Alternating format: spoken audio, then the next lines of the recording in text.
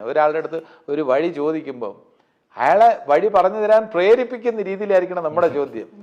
മറ്റേ ആ വഴി എങ്ങോട്ട് എന്ന് ചോദിച്ചു കഴിഞ്ഞാൽ റോങ് ആയിട്ടുള്ള വഴി ചിലപ്പോ പറഞ്ഞു തരും. പറഞ്ഞു മനസ്സിലായില്ലേ? അപ്പൊ സിനിമകളൊക്കെ എന്റെ മനസ്സിലോട്ട് വരുന്നു. വഴി തെറ്റിച്ചു വിടുന്നുണ്ട് കുണുക്കിട്ട വഴിയില്ലേ എന്ന് പറഞ്ഞാല് നമ്മള് ഈ ഹോട്ടലിലൊക്കെ പോകുമ്പോൾ നമ്മൾ ചോദിക്കുമ്പം യഥാർത്ഥത്തിൽ ഈ തമിഴ്നാട് കൾച്ചർ അനുസരിച്ച് അവിടെ എപ്പോഴും പറയാറുള്ള ഒരു കാര്യമാണ്. നമ്മളിപ്പോൾ അവിടുത്തെ ഒരു സംഭവം എനിക്ക് ഇഷ്ടപ്പെട്ട കാര്യം, ഹോട്ടലിൽ നമ്മൾ എന്തെങ്കിലും ഒരു സാധനം കുറച്ച് വെള്ളം വേണമെന്ന് ചോദിച്ചോളൂ, ഒരിക്കലും നമ്മൾ ഇങ്ങനെ വിളിക്കാൻ പാടില്ല.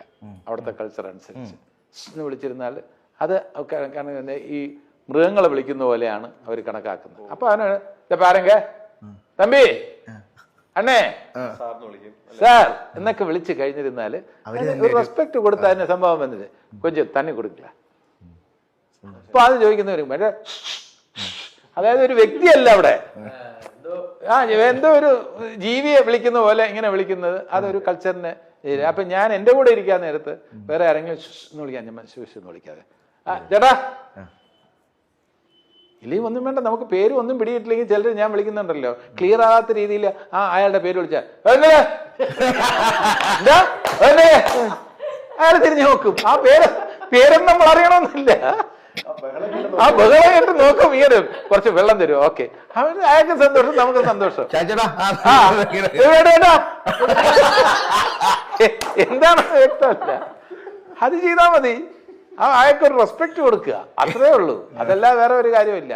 അവിടെ അയാള് സപ്ലൈ ചെയ്ത് കഴിയുന്ന ഈ സപ്ലയർ യഥാർത്ഥത്തിൽ അയാള് ബിരുദധാരിയായിരിക്കും, അയാളുടെ സാഹചര്യം അനുസരിച്ച്. അപ്പൊ ആരാണ് എന്താണ് ഈ നമ്മളിപ്പോ ഓട്ടോ ഓടിക്കുന്നവര് നല്ല ക്വാളിഫൈഡ് ആയിട്ടുള്ള ആൾക്കാരാണ്, നമ്മൾ ഞെട്ടിപ്പോവും ഓരോ കാര്യങ്ങളൊക്കെ. പിന്നെ ടാക്സി ഓടിക്കുന്നവര് എഞ്ചിനീയറിംഗ് ഗ്രാജുവേറ്റ്സ് ആണ്. അപ്പൊ അവരുടെ രണ്ടാമത്തെ സെൻ ഞാൻ ഇങ്ങനെ ഓടിക്കാൻ നേരത്തെ അവരുടെ പേരും ഒക്കെ ചോദിച്ച് മനസ്സിലാക്കാൻ ശ്രമിക്കുമ്പോൾ ആദ്യം അവർ കൂളായിട്ടിരിക്കുമ്പോൾ പിന്നെ അവർ മനസ്സ് തുറക്കും. അപ്പൊ അവർ പറയും ഞാൻ എഞ്ചിനീയറിംഗ് കഴിഞ്ഞാണ്. ഞാൻ പറയും ധൈര്യമായിരിക്കാം, ജോലിയൊക്കെ കിട്ടും. അപ്പൊ ഏത് സ്പെഷ്യലൈസേഷനാണ്? ഞാൻ മെക്കാനിക്കൽ. ധൈര്യമായിട്ട് നല്ല ബ്രാഞ്ചാണ്, കിട്ടും എന്നൊക്കെ ഒരു രണ്ട് വാക്ക് നല്ല വാക്ക് പറഞ്ഞിരുന്നാൽ നമ്മളും മനസ്സുകൊണ്ട് ആഗ്രഹിക്കുന്നുണ്ട്. ഇത് കുറഞ്ഞ ജോലിയായിട്ടല്ല ഞാൻ പറയുന്നത്, പക്ഷെ എഞ്ചിനീയറിംഗ് പഠിച്ചിട്ട് ഈ ടാക്സി ഓടിക്കാന്നൊക്കെ പറയുന്ന അയാളുടെ മനസ്സിൽ എന്തായിരുന്നാലും ഒരു പ്രയാസം കാണുമല്ലോ, ആഗ്രഹം കാണും.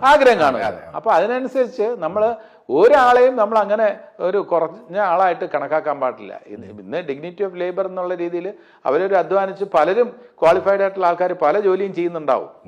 ആ ഒരു റെസ്പെക്ട് കൊടുക്കണം തീർച്ചയായിട്ടും.